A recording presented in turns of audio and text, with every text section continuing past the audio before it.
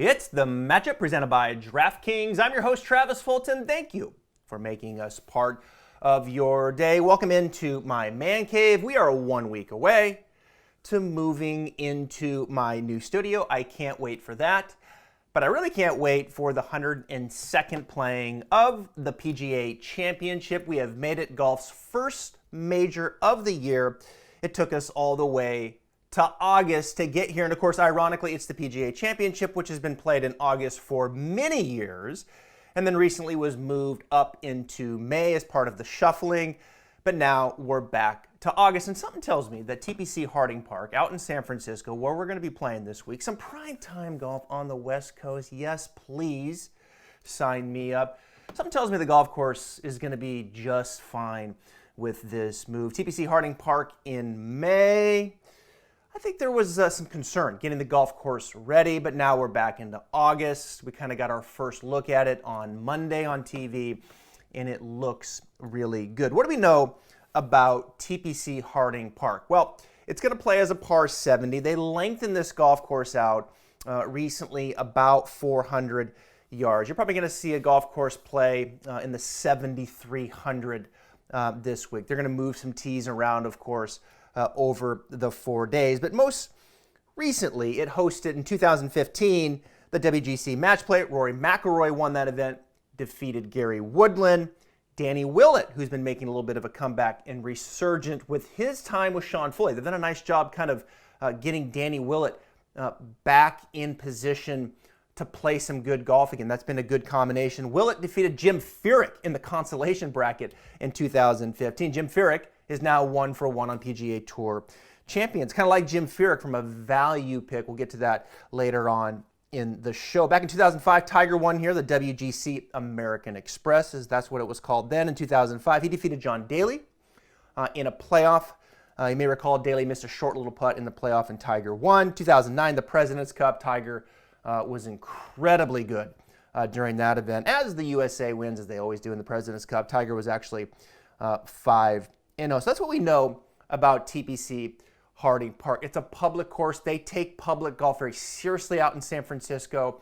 The city amateur events are a big deal in San Francisco. It's been fun to kind of read about some of these stories over the last couple days. Par 70, 2 par 5s, the 4th and the 10th. We're looking in that 7,300, as I mentioned, and we're going to see an absolute beautiful golf course that sits on the terrain around Lake Merced. So what kind of golfer are we looking for here? Who's going to do well at this particular venue? The 102nd PGA Championship. Well, strokes gain approach. If you watch this show, you know that strokes gain approach is the most important statistic in the game of golf, and I don't think it's going to be any different this week at TPC Harding Park. A lot of talk about the greens. I hear a lot of the analysts talking about the greens that are on site. They're small greens. They've got some slope to them. So we need someone who can control their golf ball, right? Who is a good iron player, control their golf ball into these greens, get it on the right side, and give themselves multiple chance to make birdie. Strokes gain off the tee, I think, has a little bit more value this week as well, in particularly hitting fairways. We know the PGA Tour has moved into the modern era, the bomb and gouge, right? Not too penal off the tee if you're missing fairways. I think that's not going to be the case this week. Total driving, as they call it. I've been looking a lot at that. Total driving, which is basically the combination of distance and accuracy. I've been really looking at who are the complete drivers. They're long, right? They got enough distance to handle this additional distance that they put on yardage at TPC Harding Park, but are going to hit fairways and give themselves a lot of chances into these smaller greens. The fairways, they're going to be pinched in. I think the question is, how much are they going to roll out, right? Is it going to dry out a little bit? Not a lot of rain in the forecast, if any. Sounds like there's been some wind there. So are these fairways going to start bouncing a little bit, and then they're going to kind of pinch in even more? So accuracy is key. The rough is long, but it seems a bit spotty, right? So you're going to get some players who might get a little bit more fortunate than others finding spots in the rough where they can advance it longer than others that get deep down into the rough. But total driving is moved up for me this week and right under that strokes gain approach. That gap, which is usually a little bit bigger for me, okay, I've moved it all the way up here, and it's just under strokes gain approach. Now, strokes gain putting, I think we're learning about these greens now since they've rebuilt them. It sounds like primarily bent. I know there's been sprinkles of POA into this, which POA can slow it down. Anytime you say the word POA in golf, you start to see different things happening in the way these players putt these greens, right? They play on all kinds of surfaces, POA, Bermuda, bent. Sometimes you have bent with POA in it. It sounds like there's not really any POA in these greens. These are primarily bent greens, which I think is an important note as you start looking at the kind of player that you're going to play this week. And then, of course, strokes gain around the green for me is going to be kind of towards the bottom here. I didn't really see a lot of value in it last week at TPC Southwind. Brooks won that TPC Southwind, losing strokes to the field. Not the case last week. Justin, strokes gain around the green, had a little bit more value. We saw Justin have to get some key up and downs, and he certainly gained strokes throughout the week. You're going to need to be crafty here, right? You're going to need to be able to manage the rough around these greens, strokes gain around the green. This is a major championship, right? It's going to test all phases of your game. But in order for me, as I look at these players, as I load my model here into Fantasy National, strokes gain approach, number 1A, right underneath that, total driving. I'm getting that strokes gain off the tee a little bit more this week.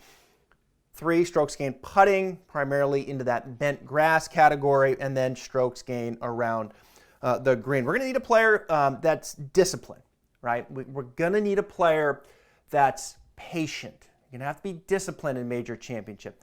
You're going to have to be patient in major championships. And, of course, who can handle the pressure down the stretch? Who's ready to win perhaps their first major, or who's ready to take the next step forward and get another major championship under the belt? So much to talk about. I've got a lot of players to go through. This is a big show, high energy. It's the matchup presented by Draftkings. Let's roll. Match number 1, Justin Thomas versus Webb Simpson. But first, perhaps you would like to play in Draftkings and you don't have an account. Here's what I want you to do. Set up a new account with Draftkings and use promo code Travis, and I'm going to give you a free entry into the big game. The big game this week, $3 million in total prize money with $1 million to the winner. How about that? $3 million total prizes, $1 million to the winner. I'm going to give you a free entry into the game. Just use promo code Travis and set up a new account. Now, let's get to the players here and who we're going to pick, right? We're going to start here with the top players in the world. Justin Thomas versus Webb Simpson. In fact, let's go a little deeper than that. The top 6 in the official world golf rankings. Of course, Justin Thomas is now the new world number 1. He's back in there for the second time. We're going to get the JT here in a second. Jon Rahm, he was there for what, a week? And now he's moved down to number 2. And, Jon Rahm, this is a great venue for Jon Rahm. Total driving. He's long. He's straight. I see Jon Rahm probably bouncing back from the struggle that was last week. He was 52nd at the WGC St. Jude Classic. So some of his stock is certainly going to go down, but he's been playing some good golf. I think one of the things to note with Rahm, if you look at him, he had the win at the Memorial, right? And that shot him up to number 1. But you really look at it over the last 6 weeks, he's only had one good week. Okay, so can he kind of find the magic there that's going to propel him into that top 10 where he needs to be at this kind of money in DraftKings? Now, Rory McIlroy is number 3. I am not big on Rory right now. He does not look sharp to me.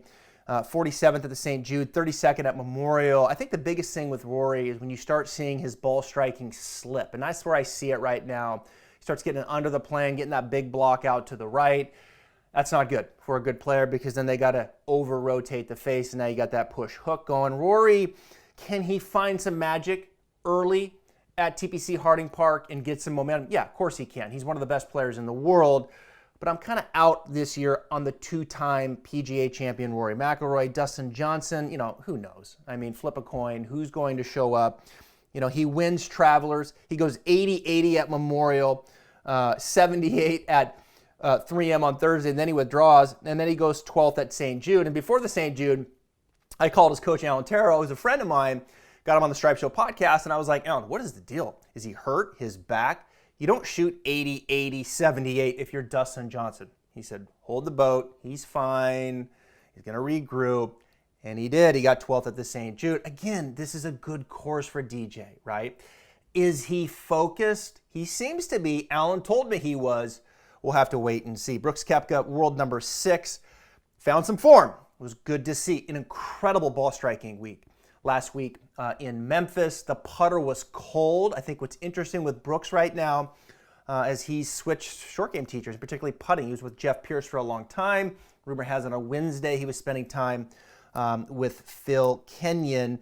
But before that, Brooks has been struggling. The two-way miss for him is that pull over slice to the right with the driver. I think he needs to clean that up a little bit, but the irons look sharp. And oh yeah, he's the two-time defending champion at the PGA. But for me, out of this group in the top 6, I'm going Justin Thomas versus Webb Simpson. Let's start with JT. He's at 11,300, the world number 1. He won the PGA Championship back in 2017, first at St. Jude. What a run for him on Sunday. I think what happened at Muirfield, where he lost to Colin Morikawa, he had a 3-shot lead, now remember, with 3 to play. Justin Thomas should have won that tournament. He should have 4 wins this year, and he kind of pewtered it away, right? And I think that stung a little bit for him. He's bounced back beautifully. 3-shot win last week in Memphis. He was 18th at Memorial, 2nd at the Workday, as I just talked about. And then, of course, 3 total wins. It's kind of hard to remember, but he did win the Tournament of Champions. He did win the CJ Cup, and, of course, now the St. Jude's. JT, in the last 4 seasons, has the most wins of anybody on the PGA Tour. And it's not even close, really. I mean, JT has 12 in the last 4 seasons. Next closest DJ is 9. Right? That's a little separation there. From there, it goes Brooks 6, Bryson 6, and then Rory 5. That's impressive. JT, you could make the argument, has been the best player on the PGA Tour, in the world, for that matter, in the official World Golf Rankings, for the last 4 seasons. And on my podcast, I talk about it all the time with JT. It's like we just have a hard time kind of pushing him out in front and making him that superstar that he is. We kind of label him as an all-star, but for me, he's a superstar. And he has been the superstar over the last 4 seasons. He's the youngest, 3rd youngest, to 13 wins on the PGA Tour. Tiger did it when he was 23, Jack at 25. Now here's JT at 27. I think just a few months earlier than Rory did it at the age of 27. And I think the thing for me with JT is that it's just been kind of steady improvement in his career. When you look at him since he's turned pro, he was kind of covered up by Spieth and that early start, Ricky Fowler's popularity, and JT was just kind of in the back, and he was just steadily improving, right? He's always been a solid iron player. I mean, he will chew you up, strokes gain approach with his iron game on PGA Tour. Right now, he's first, okay? He's going to chew you up with his iron game. But I think the short game is improved. His short game now is more dynamic. Not everything is full blast. You see a lot of these off-speed little wedge shots into the greens. Like we saw at the par 5 on Sunday. He spun it out of the fairway. That was a beautiful shot to a downhill green into a back left pin. That pin was tucked. That was a terrific shot to make birdie on the par 5 to keep the momentum going. Strokes gained around the green, he's 15th. I think he has more shots. We see the creativity around the greens. The rough, I don't think it's going to bother him. These tight little lies around the green, it don't bother him. You saw him on 18, the 72nd hole there to win the championship in Memphis. And I think he's becoming a better putter. Still a little spotty at times. He can be a little inconsistent, but I think he's narrowed that gap. Strokes gained, he's 85th. I like him on this surface out in San Francisco. I think this is a good venue for him, and I think he'll keep the momentum going. And I think the biggest factor for him, as it's been now to get back into that number 1 spot, is driving, right? Driving the golf ball and just hitting a couple more fairways. He was 39 for 56 in Memphis. That's an improvement for him. I think he was like tied for 12th in accuracy off the tee. We know he's got the length, but can he keep the miss tighter and hit more fairways? He really didn't miss a fairway on Sunday all the way up to 15. Drove the ball beautifully. If he drives the ball like that again at TPC Harding Park, Justin Thomas is going to be difficult to beat. I've got him going against Webb Simpson. Oh yeah, Webb Simpson, the 4th ranked player in the world. I mentioned JT, Rahm, Rory, Webb, DJ, Koepka. You just think of ball. You just think of power, right? The power game when you say those names, except you would probably take out Webb, right? Because he's not a power player. He's that old-fashioned kind of fairways in green type of player. He's coming in at 9,700 yards. He's got good vibes here. 2012, he won the U.S. Open across Lake Merced there at the Olympic Club. I don't think this kind of grass is going to scare Webb at all. He gets Paul Tesori back on the bag. Didn't have Paul last week, his caddy, due to some illness. I know Paul very well, and hopefully he'll be back on the bag this week. That's a really good combination, those two. I think Webb needs Paul Tesori this week. 2 wins this year. Won the Waste Management, defeated, just edged out Tony Finau, and then of course the RBC was 12th at St. Jude, 8th at the Rocket. And as I talked about with Webb's game, it's just good old-fashioned fairways and green. But he's not short. He's 297 off the tee. He's going to be just fine out there. And I think if the fairways start to run out, that's going to be good for Webb, right? Get him pinched in, let him run out, and that kind of neutralizes the distance a little bit. More accuracy, he's 19th. He's going to hit 68% of his fairways. Greens and regulation, he's 14th. He's kind of like that modern-day Jim Furyk, which I like because he's good mid to long iron player. You're going to see a lot of good like hybrid shots out of Webb, and I think that'll play well at TPC Harding Point. Strokes gained off the tee, he's 86. He's not going to dominate you, right, because he doesn't have that raw power, but strokes gained approach, he's 7th. Strokes gained around the green, he's 50th. Strokes gained putting, he's 19th. Webb Simpson is a good play. Justin Thomas is a good play. Both of them are going to be in my lineups, but I had to pick one. I'm going to pick Webb Simpson. Right? I like the good old-fashioned fairways and greens, disciplined player. I think he's more consistent off the tee than JT. And I think he's going to have some good vibes standing there looking at Lake Merced and just taking it in and saying, you know what, Paul, it's good to have you back. Let's go get ourselves another major championship. Matchup number 2 is Xander Schauffele versus Daniel Berger. And this segment is about who's ready to win that first major championship. Now, there's a lot of guys that you could put into this segment, right? They don't have any majors, and perhaps they're ready to clip one off at the PGA. Bryson DeChambeau is probably the first that comes to mind. It's like, hey, Travis, what about Bryson? I'm kind of lukewarm on Bryson this week.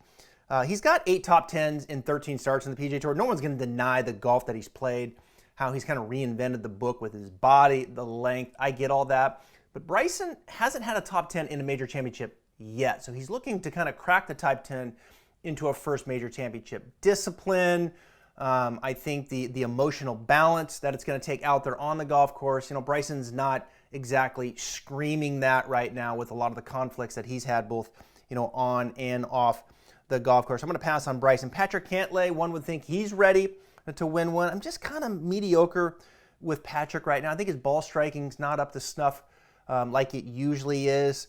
I think he was 32nd at Memorial, 35th at the WGC. He seems like the timing is not right for him. Tommy Fleetwood, this ballpark just screams Tommy Fleetwood, the kind of ball striking you're looking for off the tee and into the greens, but he hasn't played a whole lot. Missed the cut at 3M, 35th at WGC. Perhaps now week 3, Fleetwood could get some going. Fleetwood's going to win a major, right?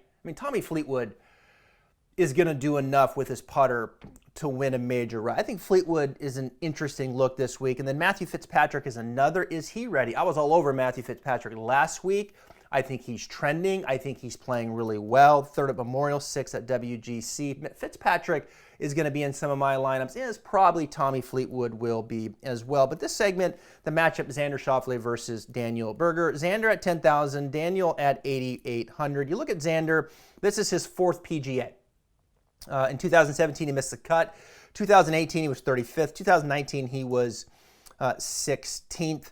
I think Xander is waiting for that week here to kind of just get everything to happen together, right? We've all been there. If you play golf, you go out there, man, I hit the ball good, but I can't putt, right? And then you go out there and you're like, I putted good, but I didn't hit the ball good. And it's like, man, I did everything good, but I just flubbed 2 chips. Like, it's tough to get everything clicking, all 14 clubs. That's kind of the way it's been, for Xander. 6th at the WGC, but strokes gained approach, he was negative 5.6. That's not like Xander, right? You look at that and you're like, damn, if he hit the ball good, he would have been right there. And Xander usually hits the ball good. 13th at Memorial, but strokes gained putting, he was negative 5.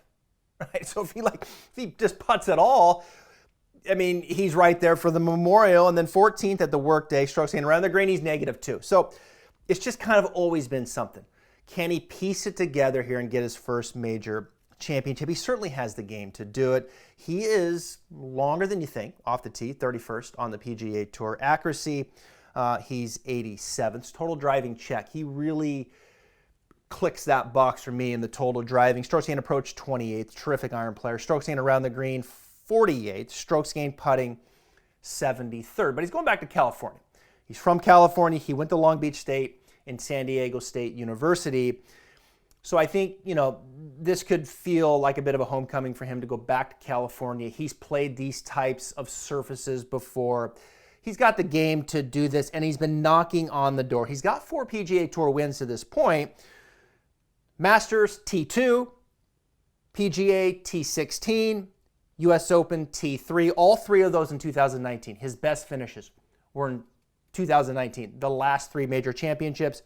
In the Open Championship, he was T2 in 2018. So this guy's bubbling up. I mean, he's bubbling up. I like Xander. I think he is a real chance here to get his first major championship, but he's going against Daniel Berger. What about Daniel Berger? He's not getting the praise that he deserves with the kind of play that we're seeing from the 28th ranked player in the world. He was second at WGC.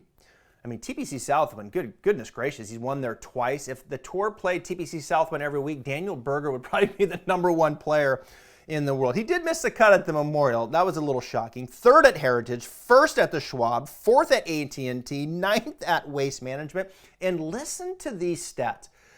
Daniel Berger works with Jeff Leishman. It's Mark Leishman's brother. If you look up his stats, you're going to see an incredible amount of improvement, just steady improvement, kind of like I was talking about with Justin Thomas. Daniel Berger, who has 3 PGA Tour wins, strokes gained off the tee, he's 44th. Distance, just under 300 yards, that puts him at 74th. Imagine that on the PGA Tour. Accuracy, 41st. So like Xander, great distance, okay, and he's hitting fairways. He's in that total driving category that I'm looking for. Strokes gained approach, 24th. Terrific iron player. Strokes gained around the green, 43rd. Strokes gained putting, 14th.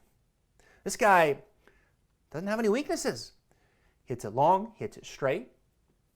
Good iron player. He's going to get it up and down. And Berger strikes me as a player who has really matured. The emotional balance, I listened to his interviews. This is a player that is ready to win a major championship. How close has he been? Best finishes, Masters 2016 T10, PGA 2018 T12, US Open 2018 T6, Open Championship 2017 T27. Okay, so a couple top 10s there.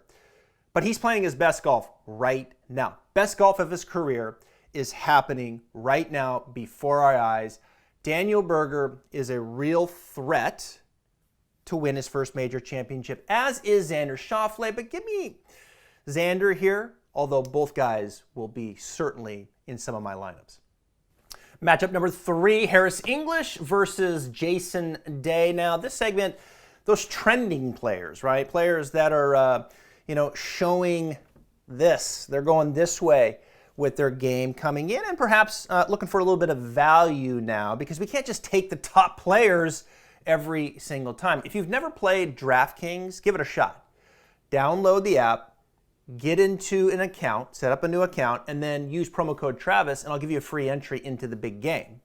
And when you get into the big game, you got to manage this salary cap. So you just can't take Rahm, Rory, DJ, Webb. Like, you have to manage the salary cap and move some players around. So we're starting to kind of get into some value here, but those trending players that could come in and make some noise. Only one winner, so hey, give me a T5, right? Or a T7 and make a lot of birdies. Jordan Spieth, that's right, I said it. Jordan Spieth, he's won some major championships before. He's won 12 times. He's putting the pieces together, people. And just remember, a year ago, he was in the Saturday group with Brooks. Now, I don't know if he's ready to be there Sunday afternoon and trust everything that he's been working on, but I do know that his putting's back. I do know that he's one of the best short game players in the world. I do know that the strokes gained approach game is slowly coming back. Okay, he's starting to show back up into the positive from time to time. It's not where it was when he was winning everything and making putts from 80 feet, but it is starting to feel like it comes together. The one thing I love about Jordan Spieth is he knows how to score. Okay, so you give him any flicker of hope, every component you give him that's there, he will make the most of it because he knows how to score. He knows how to grind. So Spieth is an interesting play. Kevin Na, you're looking for that grinder. Nah, you're going to lose strokes off the tee. I get that, but the fairway's maybe running out. Okay, Na just hits that little bullet out there. He's accurate.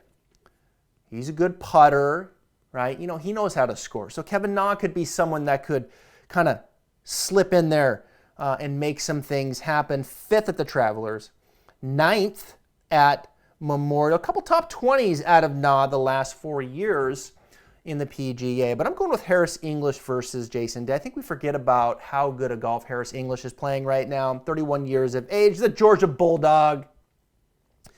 Switched teachers. Worked with Todd Anderson for a long time, and now has been doing some work with Justin Parsons, and it's paying off. Justin's done a good job with Harris English and to some degree kind of revitalizing his career. And Harris is playing some solid golf. You look at him, 17th at the RBC, 13th at Memorial, 18th at the 3M. Strokes gained off the tee, he's 26. Okay, yeah, sign me up for some of that. Strokes gained approach, he's 31st. How about that?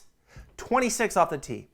31st in approach. Around the green, 60th. Strokes gained putting, he's 21st.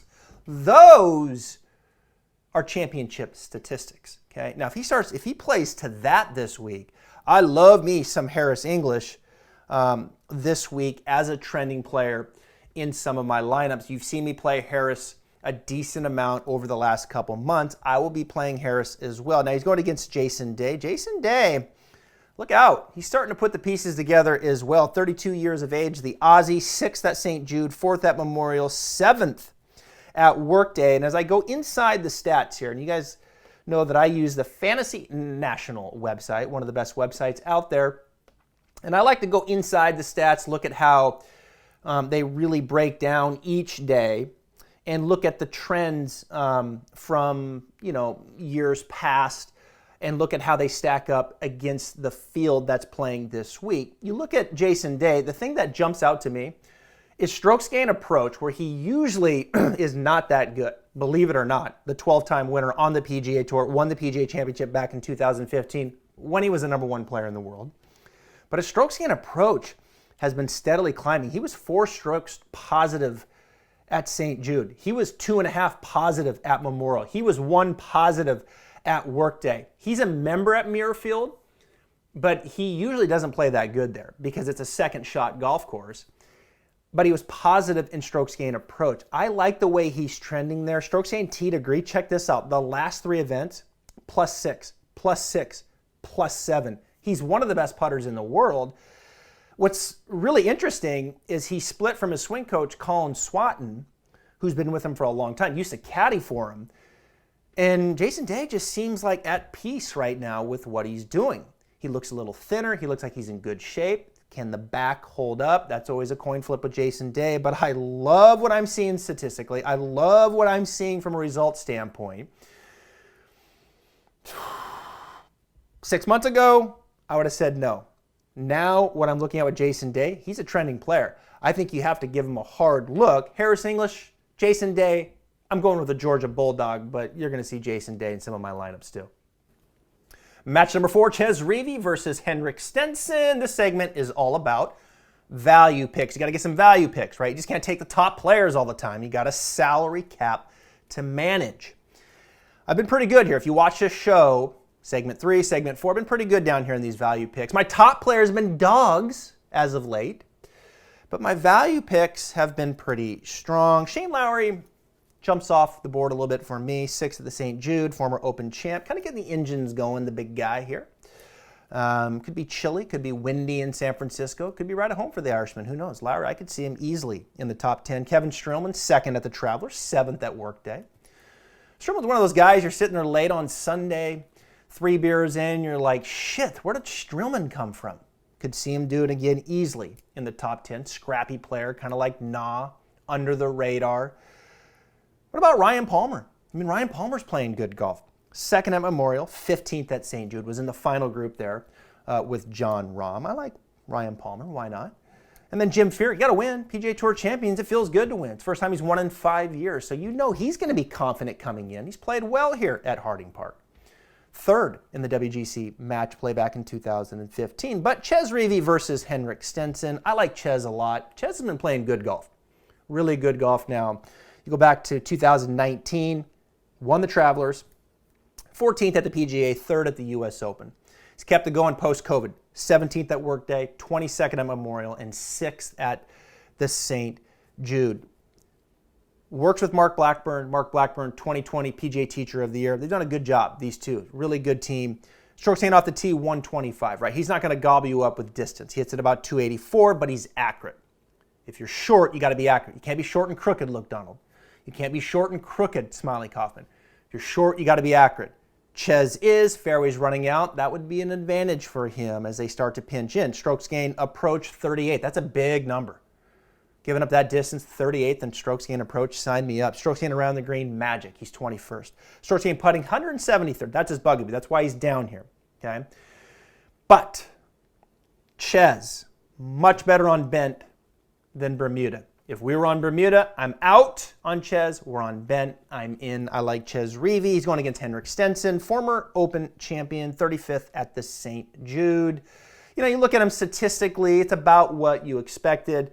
You know, he lost a little bit of strokes off the tee, gained it in approach, a little bit around the green again. He was positive in putting, which is always a good sign for Henrik Stenson. I kind of see this playing out at TPC Harding Park as he's getting back into the swing of things here.